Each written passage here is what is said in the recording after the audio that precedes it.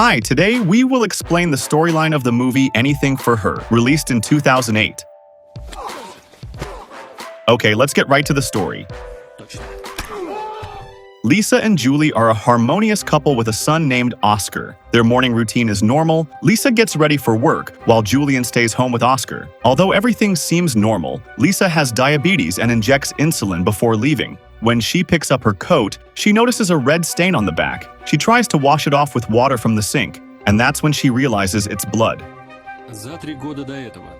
However, before she could react further, there was a loud knock on the door, and several police officers arrived and immediately arrested Lisa. Lisa did not feel she had done anything wrong. She tried to resist and asked what she had done, but a police officer replied that she was being arrested on suspicion of murder. Lisa and Julian were shocked to hear this, but the arrest happened so quickly that Julian could only watch helplessly as his wife was taken away.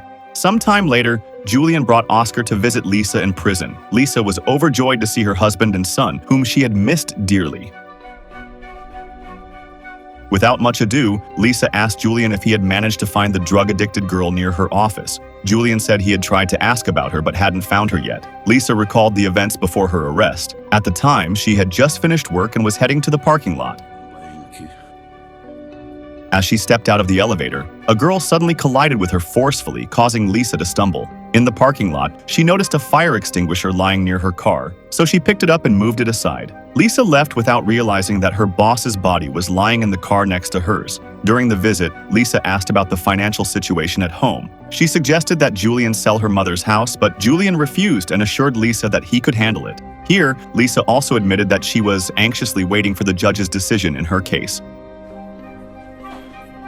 The next day, Julian came to his parents' house to leave Oscar while he went to court. Lisa's lawyer informed him that they had hit a dead end. They had not found any new evidence to prove Lisa's innocence. Lisa's fingerprints were on the weapon used to kill the victim, and her prior altercation with her boss strengthened her position as a suspect, resulting in Lisa being sentenced to 20 years in prison. The news quickly reached Lisa, who was so shocked that she attempted suicide. Julian rushed to the hospital after receiving a call from the prison informing him that Lisa had tried to kill herself.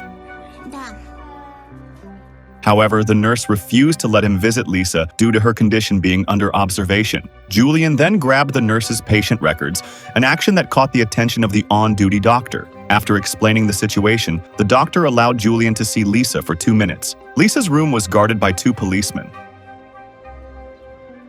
Lisa looked weak and pale. She opened her eyes and saw Julian, but then closed them again. Not wanting his wife to commit suicide in prison, Julian felt he had to do something. When he returned home, Julian went into his study and appeared to be deep in thought. He had just found an article about a writer named Henri Pasquet, who published a book about his experiences escaping from prison 7 times. The next night, Julian met Henri at a bar and told him that he needed him as a source for his teaching materials at school. He asked Henri for permission to record their conversation. Without suspicion, Henri gave Julian the information he needed. Henri explained that every prison has a key, and that was the first thing to find out to escape. According to him, escaping was easy, but staying free was harder. Most of those who escaped from prison returned to their families and close ones, which was the second thing not to do. Additionally, they needed to obtain a new identity with a convincing profession, one that wouldn't lead them back to prison. Lastly, it was crucial to prepare a large amount of money for several years. He advised going as far away from France as possible and choosing a country that doesn't publish French-language newspapers. Finally, Henri warned that they must be willing to use violence to get past the barricades. Otherwise, they should never attempt to escape. After receiving all this information, Julian returned home. With renewed determination, he replayed the cassette recording and wrote down the key points he needed to follow on the wall. He also counted the money he had saved in his bank account. In the following days, Julian diligently gathered information and devised a plan based on Henri's instructions. Within a few months, Julian had collected many photos from his surveillance to find a way to escape the prison where Lisa was being held. But there was one thing he had not been able to find: someone who could make him a new passport and identity. He searched the streets and asked cigarette sellers until he found a young man who claimed to have a friend who could help him. The young man introduced himself as Musa and told Julian to go to the Comet bar near the train station and look for Hassan.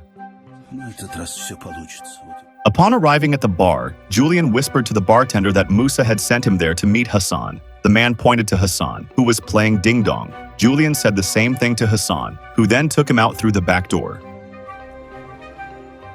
Julian asked how much it would cost to make new IDs for 3 people. After learning the price, Musa suddenly appeared and hit Julien from behind, and Hassan joined in, beating Julien and taking the money from his pocket. As a result, Julien lost a significant amount of money.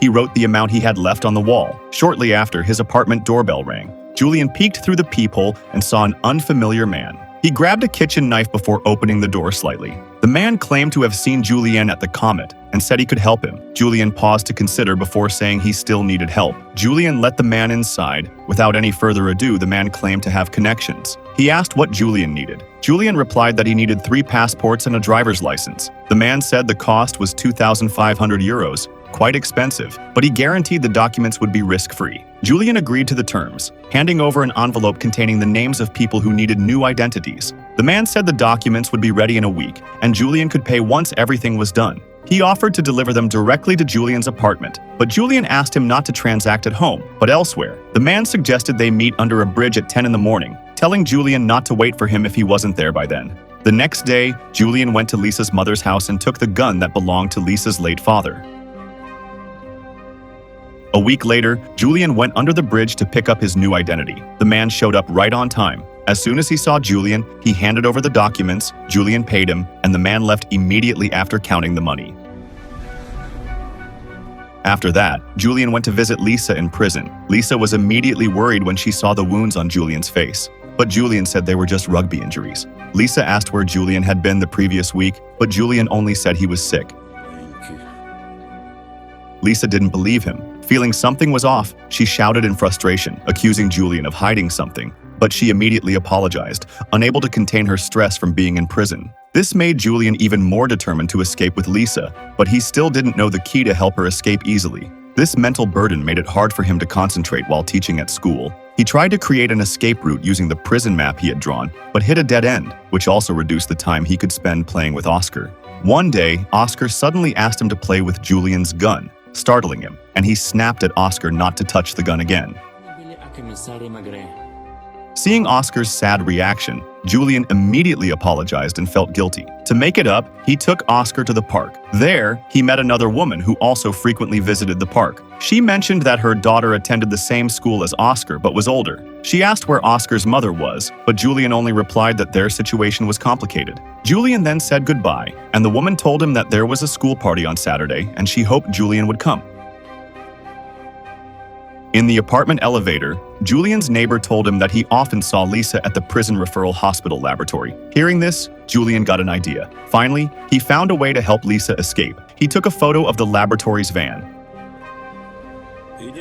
The next day, Julien waited for the lab van. As soon as the driver got out to deliver something, Julien sneaked in and took an envelope containing Lisa's health records. He escaped just in time before the driver noticed him. Day by day, Julien's money dwindled as he bought various tools, but he sold all the furniture in his apartment and Lisa's mother's house until he managed to gather enough money. Julien's younger brother, Pascal, was worried about his brother who hadn't been in touch for a long time, so he came to the apartment and forced Julien to tell him what he was doing.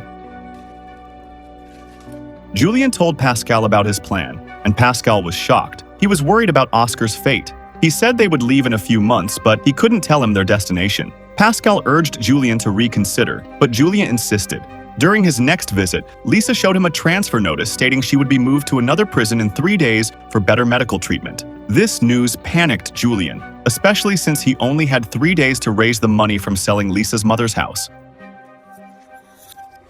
That same day, Julien took Oscar to his parents' house and left him there. Julien's father sensed something was wrong but dared not ask. Julien hurried to the bank and returned with a bag of money. That night, Julien waited for Musa, the young man who had once deceived him, by the roadside. When Musa was about to leave, Julien rushed forward, pointed a gun at him, and demanded that he return the money he had stolen from Julien. Frightened, Musa admitted that he only had a little left, but Julien forced him to give him all the money. Musa finally told him that he could get the money from his drug dealer, Marshall, and Julien told Musa to take him there. Upon arriving at Marshall's house, Musa initially refused to let Julien inside, fearing Marshall would kill him if he found out Musa had given him information. However, Julien pressured him and threatened him with a gun. When Marshall opened the door, Julien threatened him with the gun, leaving him no choice but to let them both inside. Julien demanded that Marshall tell him where he kept the money, but Marshall refused. Julien then pressured Musa, believing the young man knew, and Musa was forced to tell Julien because he feared being shot. The money was hidden behind the sofa. Sure enough, Julien pulled out a stack of money, but when he was distracted, Marshall grabbed the gun hidden behind the table and shot Julien in the arm. Then Musa. Julien managed to retaliate quickly, then carried Musa, who was writhing in pain. He drove as fast as he could to the hospital, but Musa died on the way.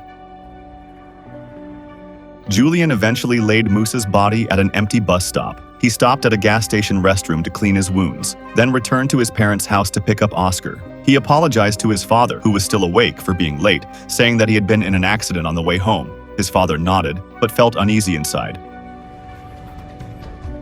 Julien then went to Oscar's room. He suddenly felt sad and cried as he watched Oscar sleep. While Julien was there, Julien's father peeked into Julien's bag and found Julien's passport with a new name, Duval Olivier, and a ticket to San Salvador. Seeing this, Julien's father immediately understood what his son was planning to do, but he did not confirm it. The next morning, when Julien said goodbye to his parents, Julien's father hugged him tightly and said goodbye. On the same day, the police investigated the murder case at Marshall's house, which was immediately linked to the discovery of Musa's body. Neighbors also reported hearing loud noises during the night. The forensic team quickly examined the car debris stuck to Marshall's house wall. Meanwhile, Julien told Oscar to pack his clothes. He also printed Lisa's lab results, which he had edited, and disposed of the trash in a different container. He allowed Oscar to take the doll, but not his other toys.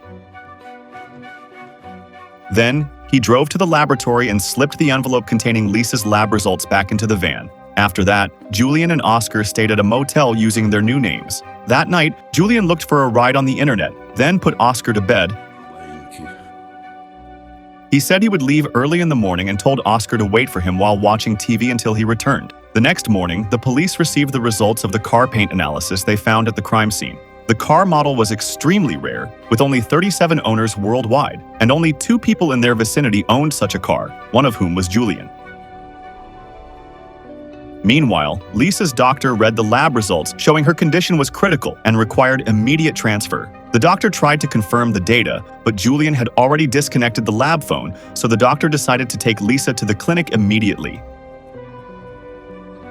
Meanwhile, 2 police officers visited Julien's empty apartment, accompanied by a building supervisor, but there was no response from inside. The supervisor said Julien was at work, so they requested a spare key.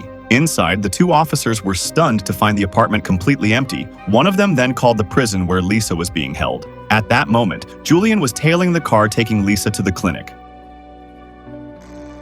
On the way, the police asked the central office to send a team to the clinic and warned the officers escorting Lisa. However, Lisa had already arrived at the clinic and was immediately taken to her room.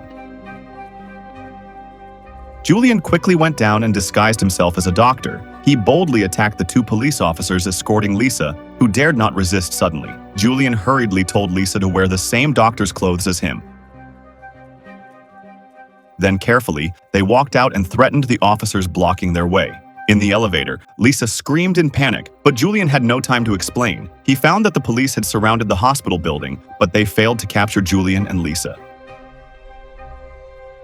Upon exiting the elevator, Julien told Lisa to remove her hair tie and walk casually amid the crowd. As they approached the hotel where they were staying, they finally ran as fast as they could. As Julien had instructed, Oscar waited while watching TV, and Lisa was moved to see her son again. Lisa was upset that Julien hadn't told her about his plan beforehand, but Julien said he had deliberately kept it a secret because Lisa wouldn't have agreed. Lisa was worried about Oscar's future if they were caught, but Julien asked her to trust him that they would never be caught. Outside, the police deployed a team to search for Julien and Lisa and sought clues from the manager of Julien's apartment building. The police also instructed a raid on a car carrying 3 family members. They received information that Julien had thrown away some trash. On that very day, a garbage truck passed by carrying all the trash from the apartment building, and the police at the scene immediately stopped the truck. Meanwhile, Julien, Oscar, and Lisa gave a ride to a young couple they found online, thus easily evading the roadblock. On the other hand, the police found evidence from Julien's trash that he had gone abroad, but they didn't know exactly where. Another detective visited Julien's parents' house and interrogated Julien's father, but he claimed to know nothing because he wasn't close to Julien. Julien, Lisa, and Oscar had arrived at the airport where Julien threw his weapon into a parking lot trash bin and hurried inside. Shortly after they passed immigration, a fax containing Lisa's photo was sent to the airport, leaving the police desperate and assuming they had escaped. Sure enough, a few hours later, Julien and his family arrived in San Salvador, ready to start their new life.